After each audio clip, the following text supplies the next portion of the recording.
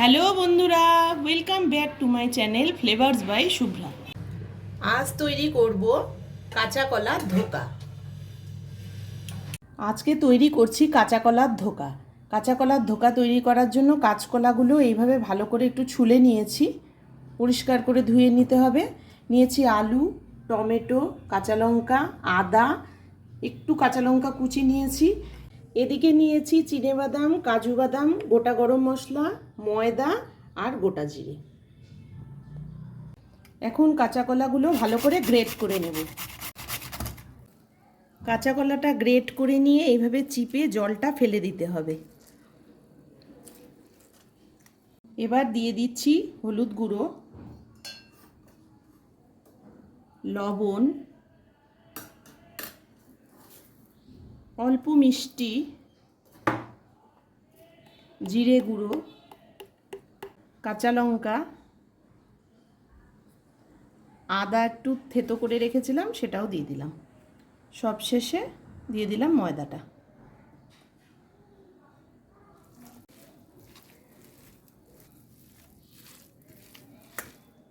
এভাবে আমি এবার চ্যাপটা চ্যাপটা করে বড়াগুলো বানিয়ে নেব।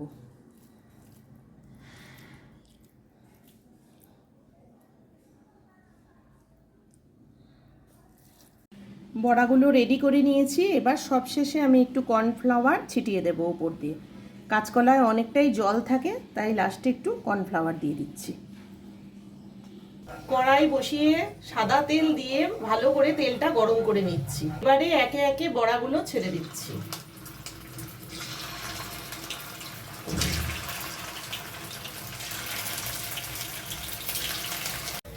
সেকেন্ড ব্যাচেও বড়াগুলোকে এভাবে দিয়ে আবার লাল করে ভেজে নেব।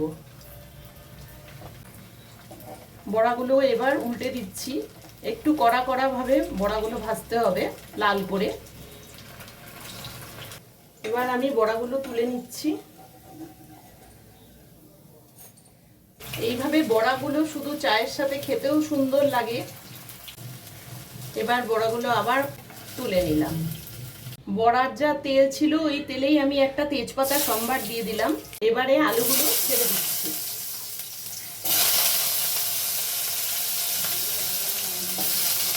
এখন আমি টমেটোটা দিয়ে দেব। লবণ দিয়ে দিলাম। দিয়ে দিচ্ছি অল্প লাল লঙ্কার গুঁড়ো। এবারে বেটে রাখা মশলাটাও দিয়ে দিলাম। এখন 2 চামচ টক দই দিয়ে দিলাম।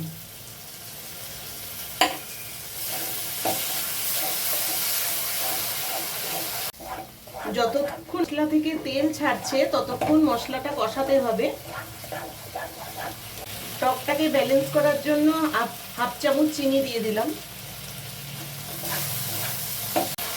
মশলাটা তেল ছেড়ে গেছে, এবার জল দিয়ে দেব। মশলাটাতে বাদাম আছে তাই কন্টিনিউ একটু নাড়াতে হবে। এখন আমি অল্প করে জল দিয়ে দিচ্ছি। ঝোল ফুটে গেছে, এবারে আমি বড়াগুলোকে ছেড়ে দেব। বড়া দিয়ে বেশিক্ষণ ফোটানো যাবে না।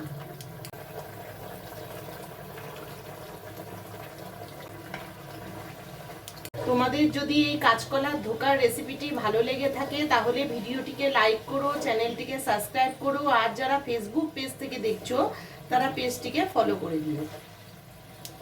নিরামিষ রান্না তাই অল্প করে একটু ঘি দিয়ে দিলাম।